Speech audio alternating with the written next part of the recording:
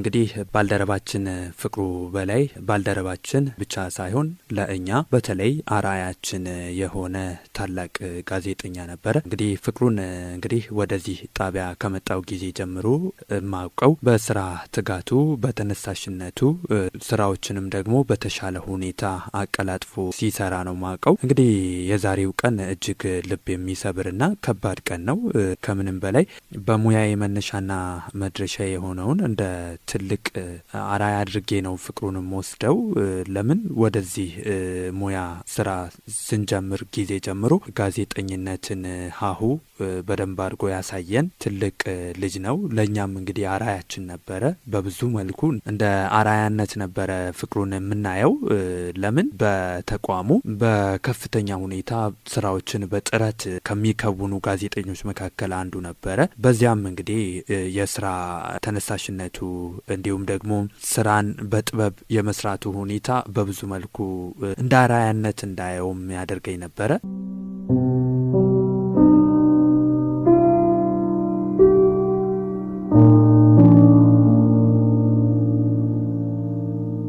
ስለ ፍቅሩ በላይ መግለጽ እጅግ በጣም የሚከብድ ቢሆንም ፍቅሩ በላይ በስራ ያለው ታታሪነት ይህ ነው ማለት አይቻልም። እንግዲህ አንድን ስራ ከጀመረ ፍቅሩ ሳይጨርስ መውጣት የሚሉት ለሱ መደበኛ ጠላቱ ነው እስከ ማቆ ድረስ።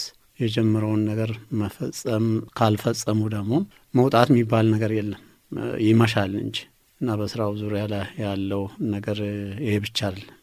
ይሄ ነው ተብሎም ተገልጾ የሚያልቅ አይደለም። እጅግ በጣም ጠንካራና ታታሪ የሆነ ባለሙያ ነበር።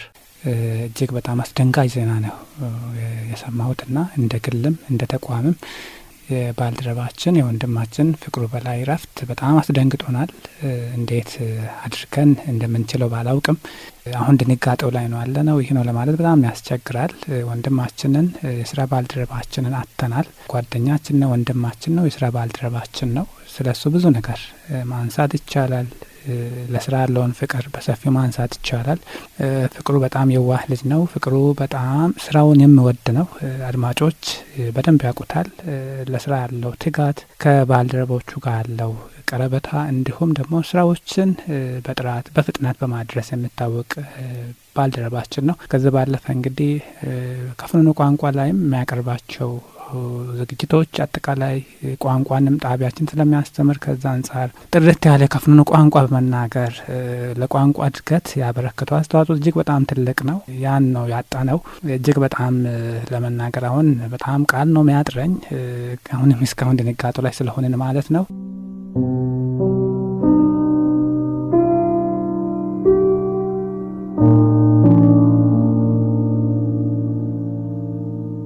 እጅግ በጣም ፍቅሩ ተግባቢ ነው። ከሰዎች ጋር የመግባባት ሂደቱ በስራ የሚሆን በተለያዩ መንገዶች እጅግ በጣም ከፍተኛ ነው። ይግባባል። ለሰዎች ያለው ቦታም ያንን ያክል ነው። አንድን ሰው ከቀረበ በሚቀርበው ልክ ነው ያምናል። ሰውን እንግዲህ ምን ያደርጋል፣ በአጭሩ ነው ከመሀላችን የተነጠቀውና እጅግ በጣም መራሪ ነው። ለቤተሰቡም ቢሆን ለልጆቹም ቢሆን እጅግ በጣም ሀሳቢ፣ ቅን፣ ስራ ቦታ ሆኖ የልጆችን ድምጽ ለመስማት እጅግ በጣም የሚጨነቅ ነው። እስኬድ ያለውን ነገር በእጁ የሰራውን ስራ ጨርሶ እስኬድ እመጣለሁ የሚል የስልክ መልእክት ሁሉ ለቤተሰቦቹ የሚያደርስ ባለሙያ ነበር። ያው ከሱ የተማርኩት ብዙ ነገር አለ።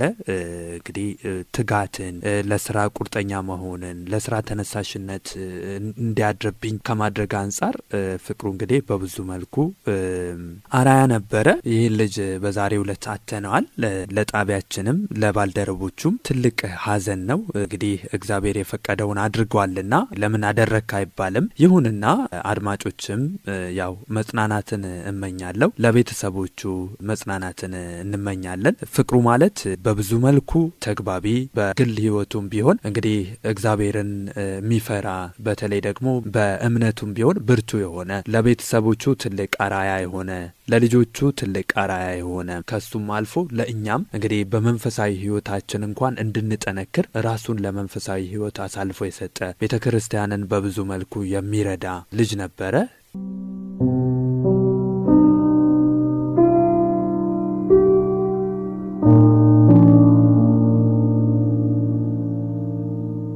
ዞሮ ዞሮ ያው እኛም መሄጃ አይታወቅም። ሰው መሆናችን ደግሞ ዞር ብለን እንድናስብ ነው ያስታወሰንና ያው ሰው ስንሆን በዚች ዓለም ስንኖር ከስራ ባልደረቦቻችን ጋር ምን አይነት ሰው ነን የምለውን ነው እንግዲህ እዚህ ከመማር ያለብን። ፍቅሩ በህይወት እያለን በእርግጥ ስለሱ ትጋት ብዙ ጊዜ እንናገራለን። ዜና ያቀርባል፣ ሬዲዮ ያስተናግዳል፣ በአጠቃላይ ደግሞ ልዩ ልዩ ዝግጅቶችን ያቀርባል። አየር ላይ ብዙ ርዕሰ ጉዳዮችን ያወያያል። ያን ሁሉ ነው ያጠናውና ትልቅ ባለሙያ ነው ተቋማችን ያጣው። ዞሮ ዞሮ ቅድም ለማለት እንደወደድኩት ሰውን መሆናችን መጠን ባለን ጊዜ ባለን አጭር ጊዜ ተቋሞቻችንን ማገልገል አለብን። ፍቅሩ በተቋም በመንግስት ስራ ብቻ ሳይሆን በሃይማኖታዊ ተግባሩም እጅግ በጣም የተመሰከረለት ነው። አባቶች ያመሰክረውለታል። በአካባቢያችን ይሁን በመስሪያ ቤት አጠቃላይ የትም ስንሆን መልካም ስራ ሰርቶ ማለፍን ከፍቅሩ መማር እንችላለን ማለት ነው። ዝቅ ማለትን፣ ሁሉንም በእኩል ማየት፣ ሲገባም ይሁን ሲወጣ ሰላም ማለት፣ በቀናነት ስራዎችን መስራትን ነው እንግዲህ ከፍቅሩ የምንማረውና አሁን በህይወት ያለነኛ መቼ እንደምናልፍ ስለማይታወቅ ከሱ ብዙ ነገር መማር እንችላለን ማለት ነው።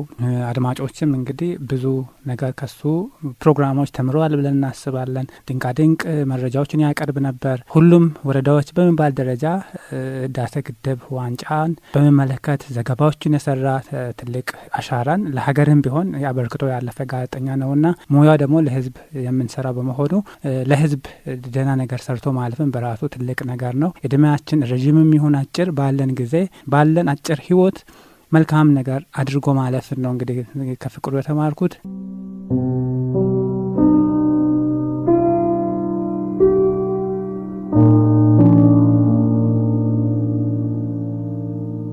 ስለ እውነት ለመናገር ተቸገርኩ ስትል የሰው ችግር ማይወድ ነው። ችግርን ቶሎ የመረዳት ነገር አለው። ቶሎ ተቀብሎ ያንን ተባብሮ የሰውን ችግር የመቅረፍ ተባባሪነቱ እጅግ በጣም የፈጠነ ነው። ሰውን የመረዳት ሂደቱ እንዲሆኛለሁ ስትል ድንጉጥ ነው። ፍቅሩ በባህሪው ይደነገጥና ወዲያው ያንተን ክፍተት ለመሸፈን ያለው ተባባሪነት እጅግ በጣም ከፍተኛ ነው። ተባባሪነቱ በዚህ ብቻም የሚገለጽ አይደለም። በማህበራዊ ህይወቱ ውስጥም ቢሆን የሰውን ችግር ማየት እጅግ በጣም የሚጠላ ሰው ነበር። ፈጣሪ ነፍሱን ይማረው እንጂ ምንም ማድረግ አይቻልም።